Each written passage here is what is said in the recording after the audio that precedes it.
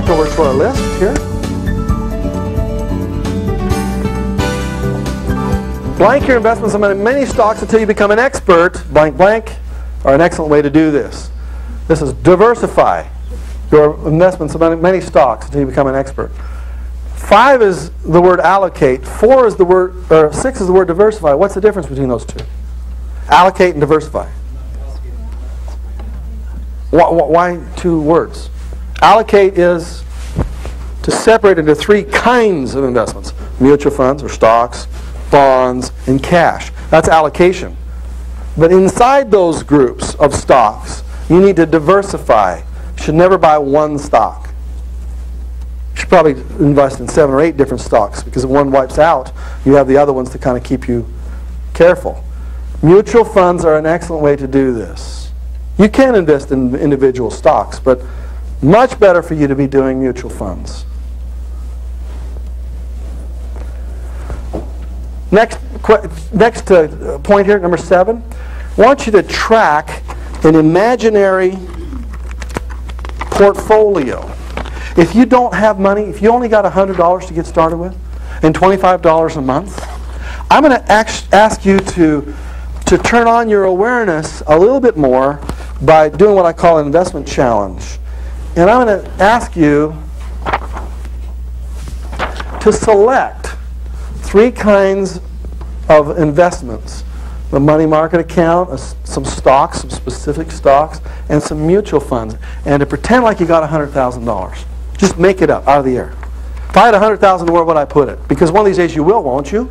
Yes. If you don't now, you're going to. So I'm going to ask you to pretend like you're rich already. And I'm going to ask you to allocate your money over these 3 kind of classes. Write down the names of the companies you're picking. How much of your money are you going to put in IBM? How much of your money are you going to put in some Wells Fargo or whatever it happens to be? What's the symbol of that stock? And then I want you to track that stock over a period of time. Same thing with mutual funds. Open up your USA Today and take a dart and throw at it. Pick something right out of the hat. Start tracking it. And watch what happens to its value over a period of time, so you get the experience, so it gets into your blood, so you really get to sense what it's like. Because even some of you, well, the reason I'm asking you to do this is because some of you guys are going to live to 100. Some of you are going to live to 110. In fact, many of you who are using USANA, sky's the limit, you know what I'm saying? You never can tell. You're going to live way past your retirement age. Some of you are going to think you're going to retire at 65. You have 35 years left. What are you going to do with your life? You're probably going to have several businesses going on when you're 80. And you're going to be investing in your stock portfolios. Some of you are in your 30s and 40s. You've got years to get this into your system of how to make this money grow. And you've got years to train the people who are going to come along after you on how you want your money to be distributed when you're gone. Because you're going to go. So it's time for you to figure out the rules you want your money to be managed by when you're not here any longer. And so this is an excellent way to do it. You just pretend like you got the money and you start investing it. And your awareness is going to peak up, and you're going to get a whole lot better investing decisions based upon what you do here. Keep on going. With experience, this is what Warren Buffett says. With experience, you can afford to... See, up here I said diversify your investments. If you're investing in specific stocks or mutual funds. But Warren Buffett says, with experience, you can afford to concentrate. And what he says down here is, put all your eggs in a few baskets and then watch those baskets. Carnegie said that too. Don't try to figure out what the market is doing. Figure out businesses you understand and concentrate on them. Diversification is protection against ignorance. But if you don't feel ignorant, the need for it goes down drastically. Warren Buffett is not ignorant. And therefore he does a lot of concentration. Number 9, blank your companies regularly, track them regularly. Watch them, look over them. As Peter Lynch said, who was the manager of Fidelity Magellan for many years, one of the best long-term plays in the world, he says, if you don't study any companies, you have the same chance of success buying stocks as if you do in a poker game if you bet without looking at your cards. That'd be pretty stupid, wouldn't it? To bet money without looking at your cards. And therefore, you need to check your companies regularly, see if they still have market dominances. And number 10, the blank you invest, the lower your risk. The longer you invest, the lower your risk. What I'm trying to teach all of you guys to do is to invest even in an imaginary way. Because the longer you invest, even play money, the lower will be your risk when the time gets to the point where you've got lots of money to really play with. Okay? And your goal, everybody's goal in the room, is to take their surplus investment money and to make it grow at least 10% rate of return every year. And hopefully more than that. Okay? Skill number 5 is how do you make money? Now, I've already got some of my money going out of my life and into my mutual funds and my bonds and stocks and things of that nature. Even if it's only $25 a month, you can do that. But that's not enough. The future requires everybody in this room and everybody you ever meet from now on to become an entrepreneur, a home-based business person. Whether it's a network marketing company, which is one way to do it, or to own your own business of some sort, do some real estate investments. All of you in this room have to own your own business somehow. You've got to own it. It used to be in the past that we could become part of a company and buy that company and put our whole lives into it, but that's changed. It just drastically has changed. And it's been caused by global competition. These computers that are now sitting on our desks, you remember when those were not prevalent? How many of you took computer classes in college and you had a big mainframe that you spit cards into? You remember what that was like? Okay, that world is gone forever. The power of that mainframe is now sitting on your laptop computer. The big room of the first computer would fill up a room this size is now found on one Pentium chip. And this massive difference for our future. Each of you has to be a business person. What business are you going to go into? Since you've got to do it. Well, we're going to talk about skill number 5 here in just a moment, and that's the skill of creating wealth flowing to you from your own operation of a business, whether it's a service that you provide for somebody, or whether it's a widget that you're selling, or whether it's information that you're trying to market. Now we're moving into the information age, and each of you is sitting on right now in your life, each of you is sitting on $1 million worth of stuff that's in your brain right now. And tomorrow I'm going to show you how to get it out of their brain and how you can make a business out of it and to have that be your lifelong stream of income. But we need to focus right now on which of those 3 you want to do. Do you want to be a provider of information, a provider of service, or a provider of widgets? A widget would be a product of some sort. Some of you are already in various different businesses now. How many of you are in the information business right now? See, raise your hands on that. Okay, good. How many of you are in the widget business? Let me see, raise your hands on that. Selling stuff, things, widgets. Okay, and how many of you are in the service business? You know, providing service of some sort. You know what the difference is? The service would be, give me an example of a service business. Accountant. An accountant. Okay, he's not really selling you, something you take home. He's just selling you the way he processes the information. Okay? What's another service business? Pardon me? A family? Travel agent. Okay, that would be a service business. Right. There's no widget you get when you go to the travel agent. They give you a little tiny piece of paper. But that's what you get. And then finally you've got your information business, which is selling information to various groups of people. Let's look at the 3 kinds of preneurs you can be. And I'm going to have you choose which kind you're going to be. And how you're going to tell is by what your heart tells you. Because that's the only way for you to create wealth anyway, is stuff you like to do. Secret number 5 is to do what you love and the money will follow. It's very difficult for you to make money at something you don't like.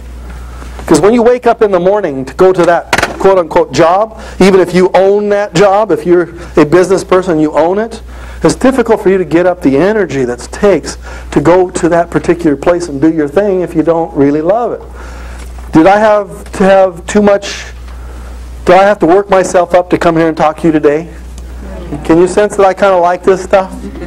I like this stuff, and I like you, and therefore it's not hard for me, it's not work for me. Oh boy, I get to go do what I do.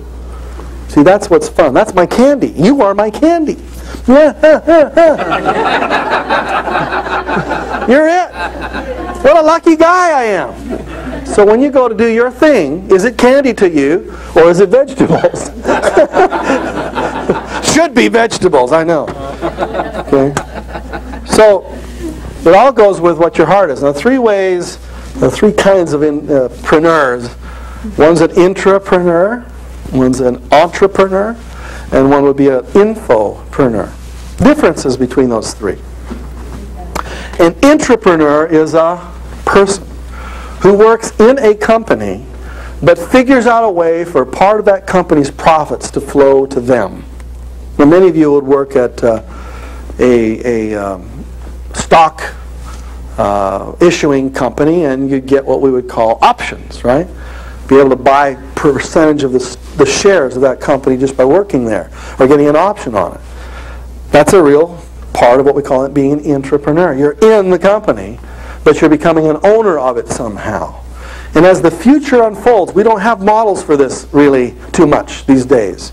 But the models in the future are going to be, you go to work for a company and you say to the boss, hey, if I come up with an idea that cuts your expenses and increases your bottom line, will you give me a little piece of that? You know, they're going to come up with models where they'll say, yeah, if you've got an idea that makes us more profit, increases our net worth, we'll let you have a little sliver of that profit for the rest of while you're here at this company. And the models are more and more coming, but they're very few these days because it's just not the way business has really thought. They usually thought of employees as pretty much expendable, coming and going. Eventually, you're going to become good enough at your skills where you're going to be a free agent. And I think that's what you should start thinking of yourself. You know, a free agent goes to whatever company that you want to go to. Here's Deion Sanders just signed a free agent deal for how much money? $35 million over the next 5 years. He got how much money up front? $13 million up front. $14 million. It's huge amounts of money up front. Last year he plays for a Super Bowl winning team. He's got his ring now. Now he's a free agent. He's on the market. Anybody can take him, and they're looking for the top players. So he can bid up his price whatever he wants at this point. Are you a free agent in your company? Where you work, are you a free agent? Do they recognize your value that way so that if you left, you'd be out? I mean, they'd be out?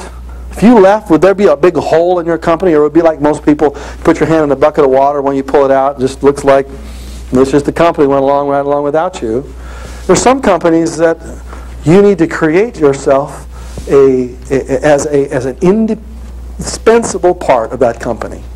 An indispensable wheel in the machine of that company. We're learning a lot about this. We're learning about the mindset. And I'm building a foundation for you guys right here. It's the way you think about money, the way you control it. And this stuff is very rarely taught in context. Your little snippet here, like you're reading a money magazine, and you see this ad pops out at you, and it says, 5-star. Yeah, 5-star what? A mutual fund. Well, what kind of mutual fund is it? It's a no-load mutual fund. Okay, that's a little more helpful. How much does it take me to get involved in this? It's $2,500. Well, I can't do that one because I don't want to put that kind of money into it. Don't have it, or whatever. So there are a lot of advertisements that are going to be coming up in your life here as you become more aware, and it's going to be more confusing, not less confusing. You need a system to kind of simplify things for you. So Terrence came up to me and he said, I'm pretty new to some of this stuff, and I get home and, what am I supposed to do? How am I supposed to get started on this stuff? I mean, how do I know how much extra money I have in my life? I've just barely started using this money tracker thing, so I don't know how much extra money I have to put into these investments. And I just said, well, pick $50 or $100, start off with some minimum amount that you think you can handle. Look in a money magazine. Just open up Money Magazine and look through the ads and see which ones turn you on. And then just call them on the phone. They'll give you a toll-free number right in there. What's your minimum investment? I only got $100 to start with. Someone will say yes, someone will say no, and finally you'll figure out one that works for you. Or you call in the Yellow Pages, you call somebody who's a financial planner and handles mutual funds, and you ask them what you can get involved in. So really, what investing is a leak out of your bathtub. That's your savings right here. That's where you're trying to get this money out of your life so you can stick it over there somewhere to lose it. Faucets, however, are what we call making money.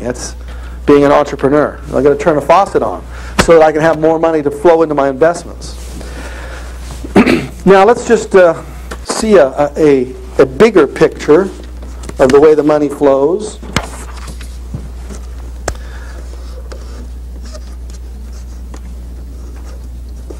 There's our two faucets, and the money's flowing in here, and the money's leaking out here at the bottom. Then we have our business account, another faucet that we're trying to do here. We're trying to really create several different buckets to put our money into. Looks like a cartoon, doesn't it? And so, or what we're trying to do is put in three kinds of buckets. One would be very safe. Very safe. And so this would be your, what you call your emergency funds. Every one of you should have, 3 to 6 months worth of cash on hand, just in case it's an emergency. And you want to put it into very safe, very liquid kinds of things. The rate of return would be really low, 3-5%. And as soon as your bucket has filled up with money in that category, that little bucket, this overflow of money out of your life, then when it overflows into your next bucket. And pours into your next bucket, which would be what? Pardon me? Sort of safe. Sort of safe. Okay, sort of safe. Something that's a little, that's a good way to say it. I like that. And once that one's filled up, then what are you going to do with this last chunk here? You're going to put, yeah, high risk. Yeah, high risk. Or riskier things. Okay. Kind of risky. And so sort of safe, now they're kind of risky. Okay. kind of risky. Okay. Well, most of us don't do is we, first of all, we don't know how much money we have left over in here. Therefore, we very rarely have these other buckets that we're putting money into. Very few Americans or North Americans have any money put away aside at all. Their net worth is only found in their house because they had to make a payment or they went in foreclosure. That's where the most net worth is found for most people. All of you should have 3 to 6 months in this stuff, and then it overflows into these other things. A lot of times people will put, big chunks of money into a stock like a flyer. They're going into some hot tip that somebody gave you. You only want to put a certain percentage of your stuff in high risk, and maybe a smaller percentage. And you want to have more of your percentages up in this area right there. Now, that's the investment categories. What we want to talk about now, and given further in the detail, is how I turn on the faucets. Turn on the faucets. Because all of wealth is a process of turning on faucets and plugging leaks. That's all there is to it. Turn on faucets and plugging leaks. And most of my whole career was about turning on faucets. But it never was about plugging leaks. And I had so much money flowing here at the top, and then I looked 10 years later and there wasn't any money left. I said, well, I'll just go make some more. And finally I got tired of that. And I said, wait a second. Boy, if I'd just taken, of all the money's flowed through my fingers in the last 10 years, if I'd just taken 5% of it and put it somewhere, there'd be a bank account with millions of dollars in it.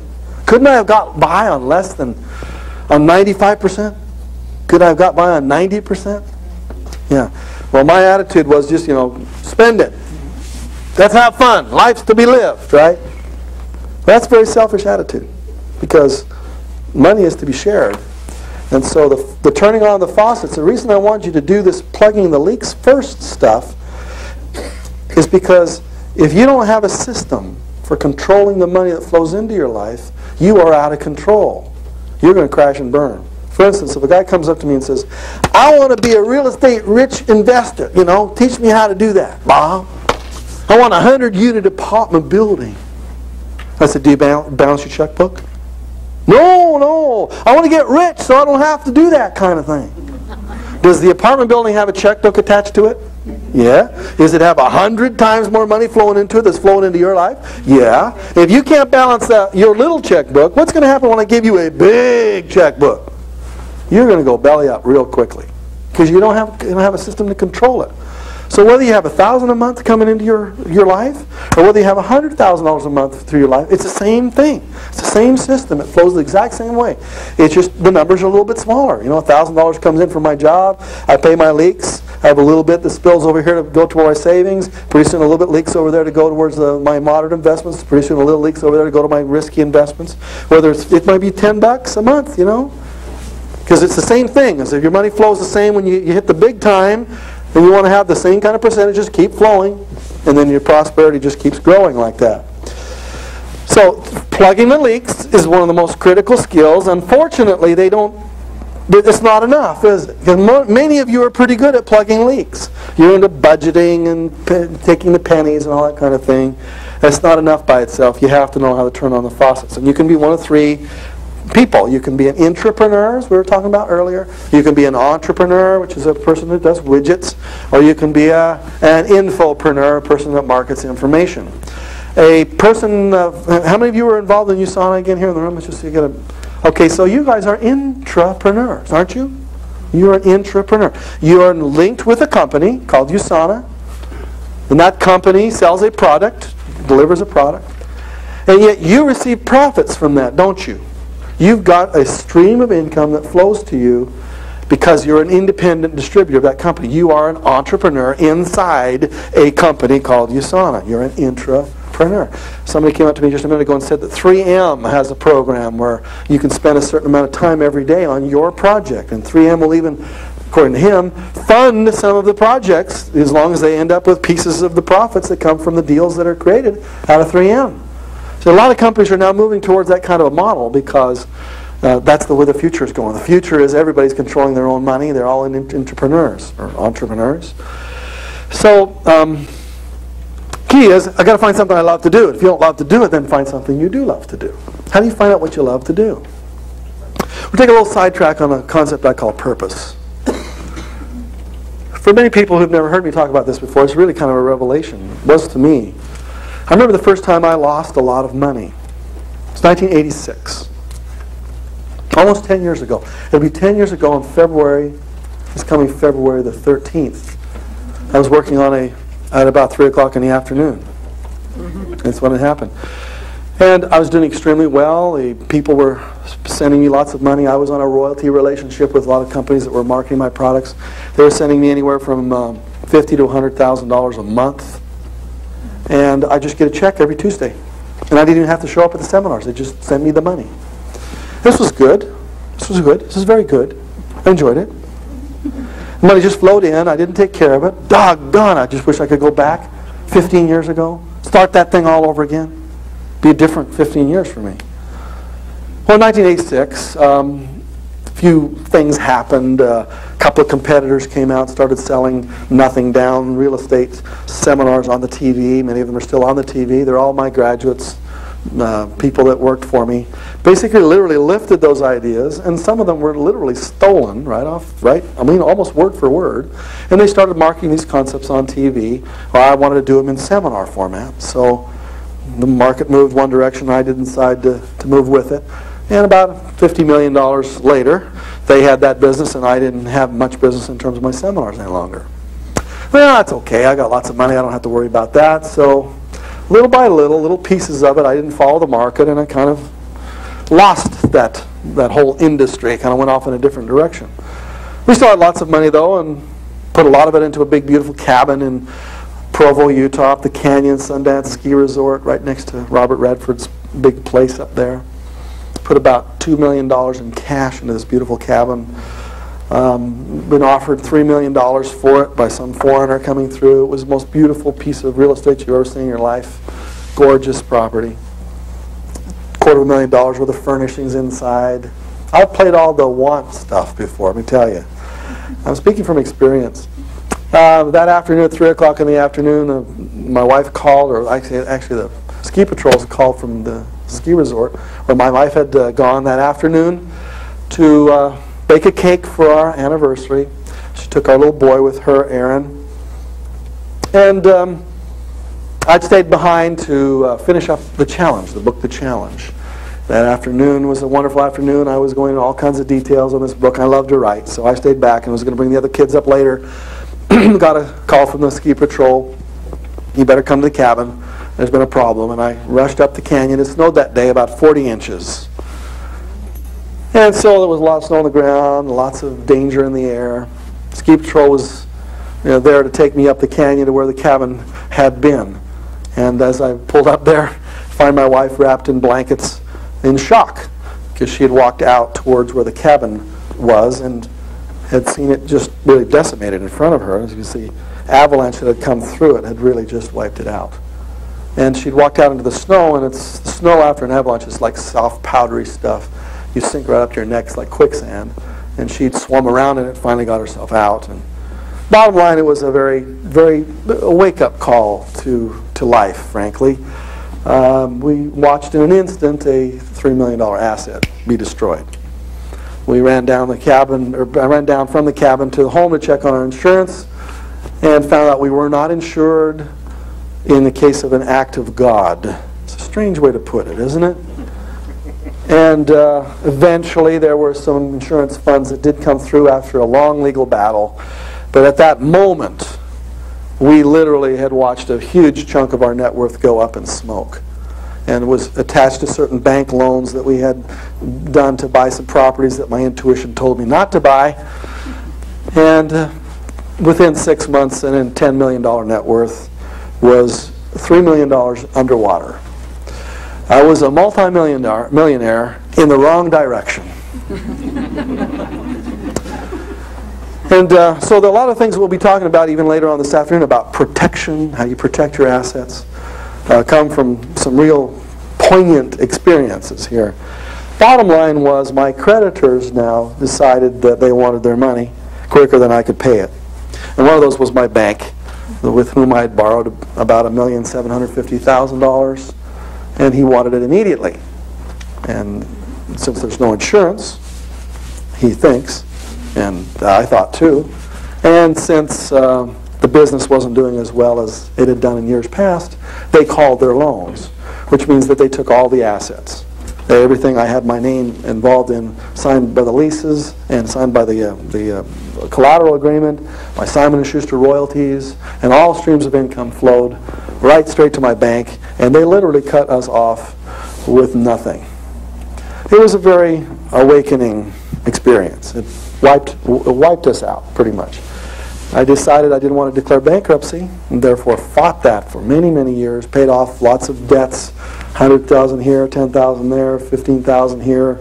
There's not a person in this room who's ever had more creditors trying to take after them than I am in front of you. I understand what it's like.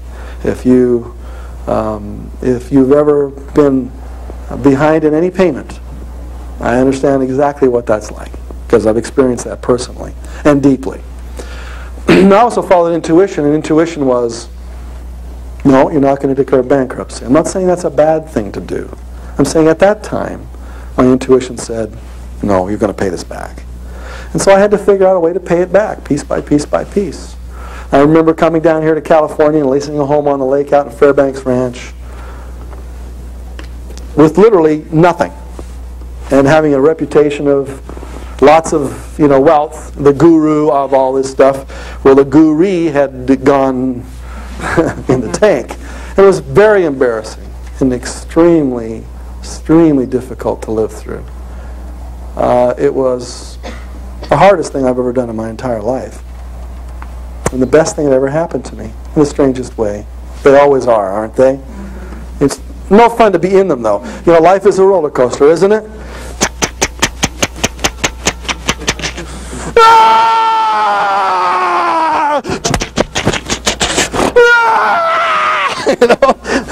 That's what life is like. And so that's where we were at that point. I remember jogging around that lake and asking myself the question, how am I going to pay $3 million back? Where is it going to come from? Creditors are calling. I say, just give me some time. I'll pay it back. I'll sign a note. I'll pay it back within 5 years. Give me some time. See, when you got lots of money, it's nice and luxurious to take back and look at your life and say, well, this is what I'd like to do with my life. When you don't have any money, you have the same responsibility, though. You have to ask yourself the question, what am I born for? What's my life all about? Some of you have never had that experience where you don't have anything, or less than nothing. Some of you are nodding your heads like, oh yes, I know what that's like. But some of you here in the room have got a problem, and the problem is you've got too much stuff. Your stuff, you got your stuff, you got your mortgage payments you're trying to carry around, you got your car payments, you got that furniture loan you got over there, you got all this stuff you're trying to carry around, and you know what? You don't have the luxury of dropping it all and saying, wait a second, what does my life count for? What am I supposed to be doing? What does the universe want me to do? What are my talents? What are my gifts? As I was jogging around that lake out there, I was asking myself the question, okay, if I'm going to make this money back, how am I going to do it? And I found myself saying to myself, if I'm going to make it back, I'm going to make it back my way. Because I'm so far in a hole, I'll never get out. So I'm going to do it my way. If I'm never going to get out, then I'm going to live my life my way, for once in my life. It's a very liberating decision. Because I then began to ask myself, well, what do I like to do? What am I good at? What are my gifts? What are my talents? When was I happy? And I went back over my life, my experience in my previous businesses. And I said, well, yeah, I love to do that. I love to do that. No, I'm not very good at that. And I began to go back and say, listen, if I'm going to make it my way, I want to do the talents that I've been given. What are my talents? What are my gifts? What are yours? Because that's where your wealth lies. And each one of us has different talents and gifts. And when you give those gifts and talents, that's when the world gets better. And when you don't give those gifts and talents, then the world is impoverished. Because we're all in a symphony, and you play your part and I play mine. You can't play my instrument, and I can't play yours. You can't be somebody else. You can't be an Elvis. We all had an Elvis. If you try to be like Elvis, you're an Elvis impersonator. And you know what that is. It's just a joke. It's a joke. You are you, Terrence. There's only one person can be that. I can't be you. You're it. That's it. You don't play yourself very well, then none of us in this room get what you got. And you've been given certain gifts, talents. When you magnify them, we're all blessed. You don't magnify them, we just don't hear your note. When you lose everything, you get this incredible luxury of asking these kinds of questions. What's my note? When do you want me to play it? What's my gift? When do you want me to give it? From that came a very powerful realization that people who are really good at what they do are on purpose. They're doing what they love to do. They're good at it. It's important to them. And they feel it's part of their destiny. They love what they do. They're good at it. It's important to them. And it's part of their destiny. When you select a business for you to go into, you should be asking yourself those kinds of questions. Do I like this business? Does it express who I am? Does it magnify my talents? Is it part of my destiny? Pretty serious questions. And yet when I was jogging around that lake, asking myself over and over again, okay, I got to make this money back. How am I going to do it? Let's see, what I'm going to do is I'm going to teach. That's what I'm going to teach, because I like to teach. I think I'm pretty good at it. I like to write, and I think I'm pretty good at it. I didn't know that for a long time, but then I kind of discovered it. And then I started to really practice it. And slowly but surely, we paid back all the things that were needed to be paid back, and we came back on top, and happy to say that the sun is shining. But for many, many months in there, many years actually, in fact, many, many years, one after the other, although the outward appearance of Bob would have been, he's got it together, the inward appearance was very tough. That's why I can tell you, and I've earned the right to tell you, that there isn't a person in this room who can't and shouldn't be very successful at what they pursue. And I don't care what your problems are. I don't care how far you think you're down. There's not a problem that you're experiencing that I probably haven't experienced myself. Now, life's a little different, because when you ask a question about what your business is, you say, okay, what do I want to spend my time at? Because I only got so much time. What talents do I get to magnify? I always follow my intuitions on these things and created certain businesses that really flow for me. One of the businesses that flows for me, obviously, is real estate. So I'm going to kind of show you what my faucets are. And you're going to create faucets for yourself, the way things flow for you. But putting your energy into the businesses that flow cash to you based upon your talents. And there's a good chapter in Nothing Down for the 90s. It's called How to... it's a chapter on goal setting. It's like the third chapter into it, where I go into great detail about this concept I call purpose. And I don't have a lot of time for us to talk about it here. But the 4 questions I want you to ask yourself tomorrow, next day, when you get up in the morning, is what am I good at? What do I love to do? What is important to me? And what is my destiny? What am I good at? What was important to me? What I love to do? What's my destiny? And then, as you make money, make sure that none of your businesses go outside of the boundaries of what you just wrote down. Otherwise, what you basically said is, I want to do things just for the money. Because this is the way most of America operates. If I can just get enough money, why, I can do anything I want to do. Have you heard that formula before? You can buy anything in this world for money, right? If I just go get enough money, then I can do what I want to do. Have you ever heard that formula before? It's in almost every advertisement you'll ever see. I just get enough money and you do whatever you want. And I'm trying to tell you that formula is absolutely backwards. If you figure out purpose, you figure out what you're supposed to do, then you are flowing with the forces of the universe. The money is going to flow to you.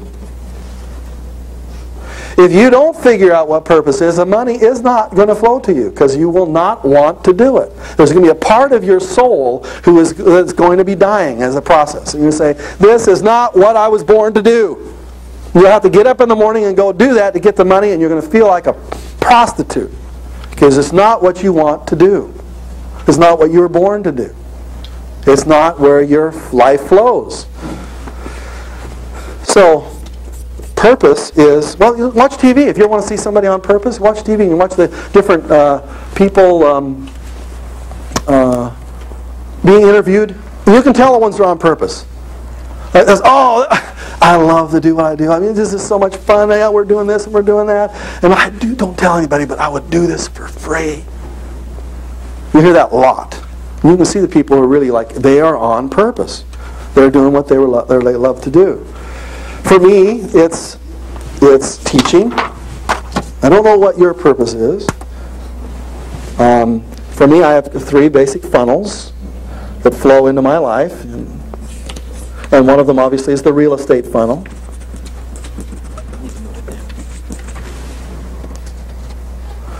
And dollars flow into the real estate funnel for me as I teach people how to create, real estate wealth. And we do our seminars. I have various companies that market our real estate seminars. And I love that. I'm not as passionate about real estate as I used to be. But I certainly love the process of teaching a person and watch their eyes go light up. Oh, you mean to tell me that? And you show them all the many ways there are to create wealth through real estate. And so I have my books, and I've got various different products that we sell, and I've got my real estate seminars that we do. That's, for me, is purpose. Each of you is going to come up with, something similar to this. My other funnel, when I believe in multiple streams of income, you might have heard me talk about that before, would be infopreneuring. Infopreneuring, which is a combination of information and entrepreneurship. or how to teach people how to sell information and to get out what is in their head to audiences that want that information and to make profit doing that. Now, I've done that extremely well in the real estate industry. Now I've broadened it out to any industry. You can sell information no matter where you're at. In fact, everybody in this room should be what I call an information multimillionaire eventually, because as you generate success, you also generate the story. And as you generate the story is sellable. And we'll be talking about that tomorrow. Okay? And then obviously the third funnel that I am absolutely in love with is USANA. And those of you who are not involved in USANA, it's a network marketing company that markets a product that is just incredible, a health-related system. And it's involved in network marketing, which is an industry I had never done before. But as I got involved in USANA and discovered the ways in which people create wealth through network marketing, I just loved it. My intuition said, yeah, that's where you should be. Now, these are my three funnels where money flows into my life. And each of these different funnels has little side rivulets that are coming off it. There's about 12 to 15 different streams of income from those three. This is where I make my money that flows in. Each of you is going to be having several different faucets. And I'd like you right now to take a blank piece of paper and write on that blank piece of paper the funnels, or the faucets, where money flows to you from various different sources, all right? And some of you only have one faucet, and some of you have several. I'd like you to add up how many faucets you have. Using this as kind of a model here. And here is your bathtub, and the money funnels in, or faucets in. You can do a faucet if you want. And just take a moment. I'm going to give you a few minutes to do this. Notice how the money flows in from various different sources right now. Okay? I'll give you 2 minutes. Go ahead and do that. Okay, so when I was running around the lake and asking myself the question, how am I going to make $3 million back? How can I get myself out of this hole? I said, well, if I could get myself out of the hole, how would I like to see it? Because I'm going to have to make it from scratch. So why not make it my way? Like the way I want to see it. Rather than like doing it the way normal people, well, I'd like to have a little office, not too many people in it. I'd like to be able to work very close to that office. Okay, good. I'd like to be able to be no more than maybe 10 minutes away from that office. I'd like people to come to me. I don't want to have to go to them. So if they're going to have a seminar, they'll come here. I'd like to be able to do most of my writing at home. I'd like to be able to not have to get in a suit unless I have to get in a suit. Most of the time, if you come to my house, you'll find me when I get up. I put on my jogging shorts and my t-shirt. I put a baseball hat on, or a football hat on, a cap. I don't shave. And I'll be there the entire day working in my office. Kids are running in and out, talking, phones ringing, wife's coming in, boom, boom, things are happening right there. I said, that's the way I want it to be. That's the way I want it. I'm going to do it that way. Whether I'm $3 million in the hole, or whether I'm plus $3 million, or whether I'm up $30 million, that's the way I want to do it.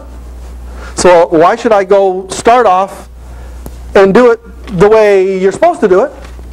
Since I'm so far in the hole anyway, I'll just start my own way right now. And so that's the way we started to create it. I'm never going to work past 6 o'clock at night, ever, because my wife won't let me. And if I ever do any traveling, it'll never be more than a couple days at a time. And I try to keep that down as much as possible. In other words, that's the way I design it. How is your design here? So if you design it that way, how many employees would you have if you could have the ideal number of employees? How much office space would you take up? Where would it be? See what I'm saying? I'm asking you that before you start your business, you ask that question, and then you start it that way. And you not even consider doing it the way they do it out there, but you do it the way it flows for you. Because when you're on purpose, you have to flow your way. It makes it natural. Most people are swimming upstream, and that's very, very hard. But if you find out what your purpose is and the ideal lifestyle you'd like, then it's just like natural. You get up in the morning, it's natural. I go in my office, it's natural. You know, I start doing things I love to do. It's natural, because natural means that's where you are, where your gifts are. It's like trying to teach Chopin how to play soccer, you know? No. This is what I like to do. You know, I don't want to play soccer. Get away from me. I want to do this. So what were you designed to do? So the questions you have there in your manual are creating the ideal business. You need to reduce the resistance between an idea in your head and checking your mailbox. And therefore, you want to have your resistance low, because you're doing it the way it flows for you. To get on purpose, you ask yourself these 4 questions, and you have them constantly in your mind. And some of you, this is going to be really hard, because you're going to kind of go around for the rest. Well, what's my purpose? I haven't found my purpose yet. She found her purpose. He found his purpose, but I found my purpose, so I'm not happy. What's my purpose? What's your purpose? Find your purpose. To find your purpose, that's right. Your purpose is to find your purpose. Exactly. That's right. And we already know there's a couple of pieces of purpose that are called purpi. One piece would be to learn how to love. Well, you know, you all got to do that one, so you all got to do that. That's what I call primary purpose. Now, secondary purpose is what I call figuring out the specific way that you love. Right? I'm loving you right now. This is what I do. This is my gift to you. I can give you a hug, or I could hug you this way. And so primary purpose was to have the intention of loving Terrence. My secondary purpose, which is the way in which I'm loving Terrence, is, Terrence, I'm going to give you 20 years of my life. I'm going to say, Terrence, I've studied for 20 years so that we could spend this day together, so that I could teach you a few techniques, ideas here and there, and I'm going to put it in a little different twist, and I'm going to do it in such a way that you'll remember it, and that's what I do. I'm singing my song to you, Terrence. Ah! That's my song for you. And that's why I don't sing, I talk my song. Okay? So what's your song? What are you going to sing? Well, it goes back to your purpose. What are your talents? What are you good at? What do you like to do? What's important to you? What do you feel like you should be doing? And then you try to grow your business based upon those principles, those fundamentals.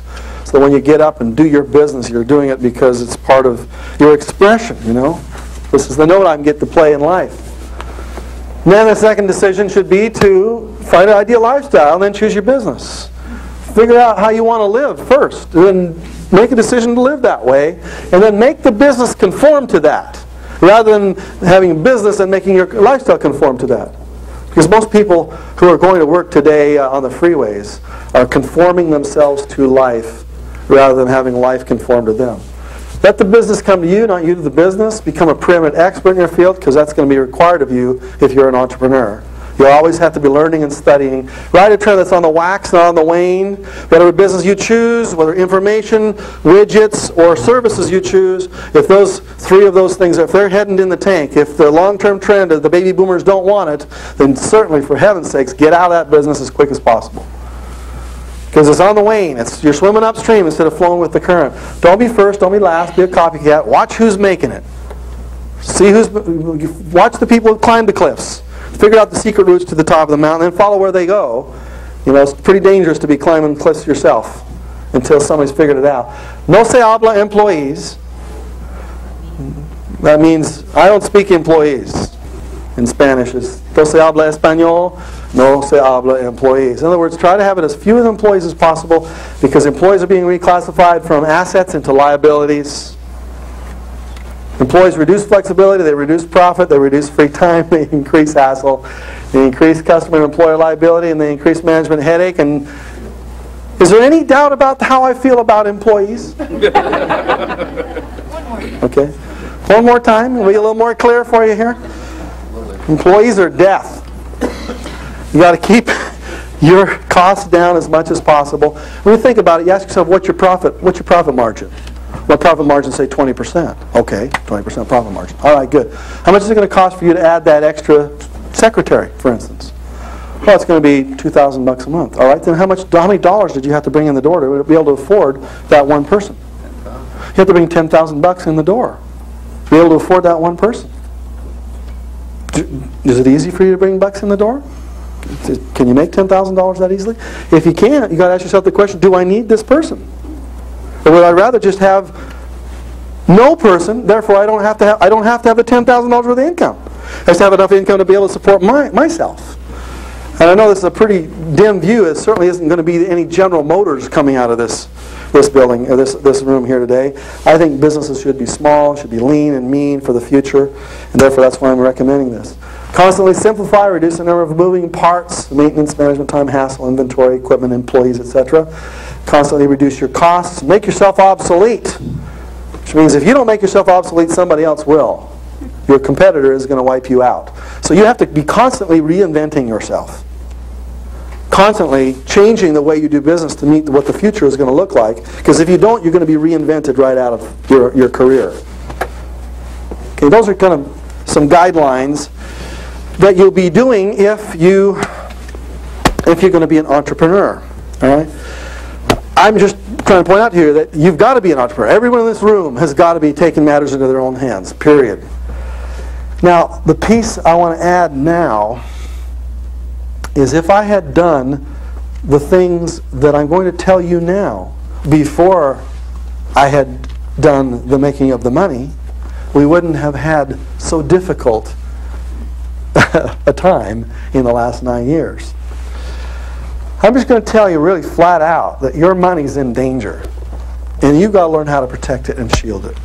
Because if you're all going to create wealth for yourself, if you're all going to be multimillionaires someday, and even that doesn't have to be all that difficult, because if you just take a couple $100s a month and funnel it into the right kinds of vehicles, without doing anything else, every one of you in this room can be a multimillionaire over a long period of time. Some of you it'll take 300 or 400 years. But that's okay. Every one of you is going to learn how to protect your assets, because you're not going to be here this long. And then when the assets have to get transferred on to the next generation, how are they going to get taken care of?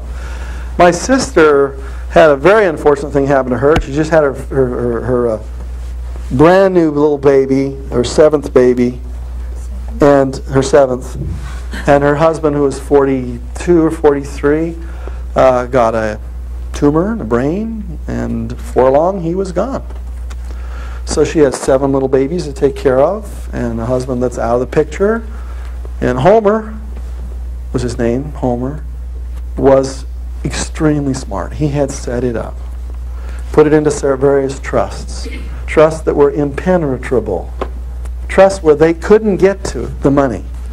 If they'd been able to get to the money, frankly, they would have squandered it long before the money actually lasted. It lasted for over 20 years. Put every one of those kids through college, took care of every one of their marriages, took care of her, and for a long period of time. He was smart. He set it up. He says, I know that people don't understand money the way I understand money. They didn't know the skills. He didn't teach them. But nobody teaches us the skills of how to make and manage and keep and protect and control the money. So you have to assume that the people you pass it to don't know what you know about how to make it.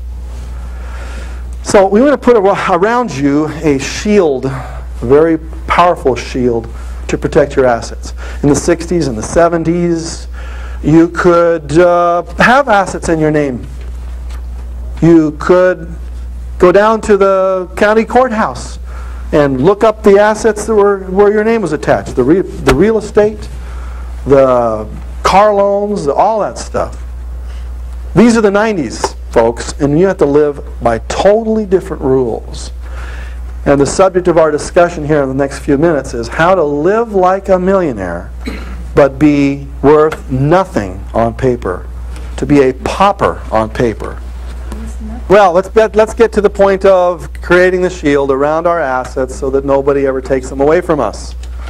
And you have to start to think in a very defensive mode, because the future is going to be filled with lawsuits, or they'll stem the tide of lawsuits, right? And they'll actually start going down and down and down to where there'll be no lawsuits at all in the country, right? Okay, there are almost 1 million lawyers in America, so what does that tell you? They got to get paid somehow.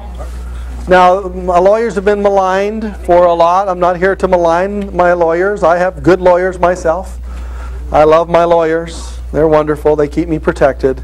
But this is a dangerous world we live in. Very, very, very dangerous. And you want to make sure that if somebody ever takes it, they don't have a chance to get it. So if you were to try to look at my financial picture today, you'd not find much there. If you try to sue me today, it's going to be a very long lawsuit. Because I'm not going to be represented by an attorney. I'm probably going to do it by myself. And I'll fight you tooth and nail, and you won't be able to get anything because there's nothing there to get. We live in a nice home we don't own. I drive nice cars that I don't own. We live a nice lifestyle, which I don't own. But we still continue to live, right? One of these days, what is the probability that each of you will be sued for everything you own? What's the probability? Pretty high. 20%. Maybe 20%. If you're in business, over the next 20, 30 years, your life's 100%. I'm making my estimation on that. Maybe I'm just a little gray or black about the prospects, but I believe that it's going to be very, very high. Over a period of time, it's going to be 100%. You get sued by somebody, and they're going to want everything you've got. And the first thing an attorney's going to do is look and see how much you do have. Is it worth suing for? If you've got good insurances, maybe they'll sue you just to get to the insurance. So there are some things you can't hide behind because you need to be insured, obviously. But you have to be careful where you pile your assets up. There should not be anything in your own name. It should be the names of businesses and corporations and DBAs, doing business as. Should be the names of family trusts, family limited partnerships, trusts themselves, corporations, etc. On and on and on. It should not be in your own name, period. This is a real game you're going to have to play. It's actually not very fun to have layers of insulation. Maybe if you've got a $100,000 net worth and that's about where you're going to keep it, maybe you won't have to jump through those kinds of hoops. But if over a period of time you grow things that I've been showing you here by taking the wasted parts of your life and just productively invest them for the long-term future, there's going to be many of you in this room. If you do what I tell you to do, have $500, $800, $1 million, $1.5 million, $2 million, $3 million, $5 million, $10 million. For a long period of time, it's totally realistic, isn't it? Totally realistic. And it's not going to require huge amounts of risk on your part. The only risk that you'll have is, how do I protect that so nobody gets to it? So, remember I said that each of you should be operating your business off of purpose? Well, this is my purpose statement, and I think every one of you in the room should have one. Purpose statement is the guiding light for your business. It's the rudder for your business. You get up in the morning, you ask yourself the question, what am I supposed to do today? And this is my guiding principle. My purpose is to inspire and to empower people to achieve their destiny. When I get up in the morning, I ask myself the question, how can I inspire and empower more people today to achieve their destiny? Inspire means, how can I place hope in people? And how do you quickly place hope in people's lives? You make it understandable. You teach it in a way that they can really get it. That's one of my skills. And that's why Nothing Down was so successful. I took the gobbledygook of business and investing and translated it down to things that people understand. Have you had the world of money translated down to something that's easier to understand for you here today? Yes? So that's one of my skills. You get something that's inspiring because you say, well, I can do that. Yeah, $1 a day? I can do that. The empowering part is giving people the tools, not just the belief or the hope, but to give them a real tool to go out and do it. And when I teach you this seminar, have there been any tools I've given you? Okay, what specific tool, thing have you got that you can build financial freedom through? It's a little power planner. That's a tool I created specifically, especially for you, as a tool that you can use to help build the success for yourself. The knowledge is also a tool that you're going to be using. The attitudes, as we build towards giving you those tools, there are two reasons why conspicuous consumption is on the way out. Number one, it's economically stupid. Conspicuous consumption will mean flaunting your wealth. it's economically stupid, and 2, it's dangerous. 6th great danger of the modern entrepreneur: being sued by a C, being sued by a competitor, being sued by an employee, being sued by a customer, being sued by a partner, being sued by a FM, family member, or being pursued by a GA, government agency, or a gangster, I guess we could throw that in there, government agency. The probability that one of these things is going to happen to you is about 100%. It wasn't that way in the 80s, it wasn't that way in the 70s. But the 90s is going to get worse and worse and worse. So I got to protect myself. So the strategies to protect yourself and your assets: you've got to operate your business from a corporate entity. Some of you are going to start small, and you'll say, well, why do I need to do this stuff? Let me show you why. Okay, suppose you... let's say those of you involved in USANA, for instance, and you really figure it out, and you really work hard at it, and you create a stream of income of $5,000, $6,000, $10,000 a month coming into yourself that's residual. You work hard at it. It's been a couple of years. Okay. Now, you started out small. It was first $100 a month, and it was $500 a month, and then it was $1,000 a month, and it built up over a period of time. Now, when it's say $5,000 to $10,000 a month, you get sued for somebody who's disgruntled with you for whatever reason it happens to be. Are they just going to sue you for a little bit, or are they probably going to sue you for everything you got? Okay, and how do I get around that? I've already got this stream of income that's been flowing into my life. I've got a pattern of it. I've created a trail of it. It's in my bank accounts. It shows it right there. Now I say, well, I got to avoid this lawsuit. So what I'm going to do is I'm going to transfer that money out of my name and put it somewhere else, right? What do we call that in legal terms? It's a conveyance. It's a conveying. You're conveying to some other entity your stream of income. When you convey from one person to another person, what does it create? A paper trail. Well, a paper trail, number one. Number two, it creates a taxable event. If I sell this business to somebody else over there, I've created a taxable event. I started from zero. I build it up to this. Now I sell it to them. I'm going to have to pay taxes on it. So that's one of the reasons I want to do it early, because I don't want to have to wait later and have to pay all the taxes by transferring it. The second or the third reason, besides paper trail and the fraudulent or the conveyance part, or the taxes part, is what we call fraudulent conveyance. That means if you lose the lawsuit, then they're going to go back and ask you, have you transferred any of your assets under oath in the last XYZ months? I'm not sure how many months they'll ask you for. Have you transferred any assets to somebody else in the last 6 months? And you're going to have to answer under oath. Yes, no, yes, I have. I actually gave my sister-in-law my diamond ring so that, they wouldn't take it. Okay, that's a fraudulent conveyance if you lose a lawsuit. They're going to ask you those questions. And if you fraudulently, that means breaking the law, transfer that asset to somebody else trying to get away from the lawsuit, they go get that from them. And they'll sue your sister-in-law to get that ring back. It's going to create a real mess. What you want to create is 5 years before the lawsuit happened. You want to create the entity, the corporation, or the family trust, or whatever vehicle you're going to use. You want to create that entity before anything bad happens. So by the time something does happen, or if it does happen, you have now created this entity that is, a legal protection for you, and there won't be any taxes because you won't have to sell it. You own it, or you control it, and there won't be any, shall we say, fraudulent conveying of assets. And I'm highly recommending that you set it up before you make it.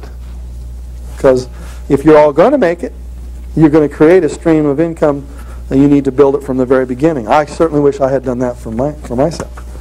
So you need to operate your business from a corporate entity. You must avoid putting assets in your name. You must carry adequate liability insurance.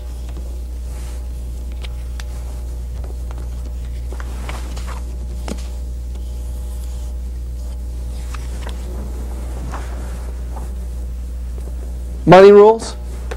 Money rule, I prepare today for the blank of tomorrow. The catastrophes of tomorrow. I hadn't prepared for that avalanche. I am prepared now. I prepared for the catastrophes of tomorrow. Money rule, I build a blank blank around my assets. I build a financial fortress around your assets. Now, I'm going to finish up with rule number 7, or secret number 7. I want you to see why you're going to set up your corporation now, because you're not going to be here forever, and you need a vehicle that transfers into future generations without you being there. And you need to set it up now. If one of the major reasons for you to have your wealth is to help other people, then make sure that the money flows for generations to other people, not just to your kids when you die. You probably shouldn't be giving lots of money to your kids when you die. They probably won't know what to do with it. I want them to earn it the same way I earned it. I want them to learn how to manage it. I want to put in certain rules. If you manage it well, you get more of it. You don't manage it well, you don't get more of it. And I want to set up certain institutions to receive monies that flow to me. So the reason that we're setting this up is not only just for protection today, but for long-term gift giving. Okay? Because secret number 7, and I've already alluded to this to you earlier today, is that the purpose for money is to help other people. Yourself included, by the way. You want to make sure that you're at the top of that list. You're going to get helped. But I'm going to ask you this question. If you were a billionaire, which people would you help with your money? Because every one of you has a list of people that you automatically think of. When you're watching the television, they come on the TV and you go, oh, if I had money, I would help those people. And then other people will come on the TV, equally as deserving, and you go, oh, let them starve. And every one of us has different groups of people. Some of you will say, oh, it's kids, I've got to help kids. And other people, homeless people, and other people, people with hearing disabilities or certain physical handicaps. Every one of us has purposed ways for our money to go. In other words, when you came here, you came with a mission to help certain specific groups of people. This is my personal belief. So I'm just showing you what I believe. That those certain groups of people are right now in the year 2010 looking back to you, and they're saying, are you going to do what it's going to take for you to do in order for you to be able to help me in the year 2010? And so I'm going to ask you right now for you to think in your mind as you set up your corporation, as you set up your trust, where is this money going to go? And I would submit that each of you has a different group of people. But it's just like having a purpose. It's like having something that drives your life. If everybody would just do and help the group of person they were sent to help, then there wouldn't be any poverty on this planet. But most of us kind of assume that somebody else is going to do it, right? Like Catherine Genovese in New York City, who went home that night and the guy attacked her with a knife, and they looked out the window, you remember the story, and watched her get attacked. And they all came to the window and watched it and went back to their TVs.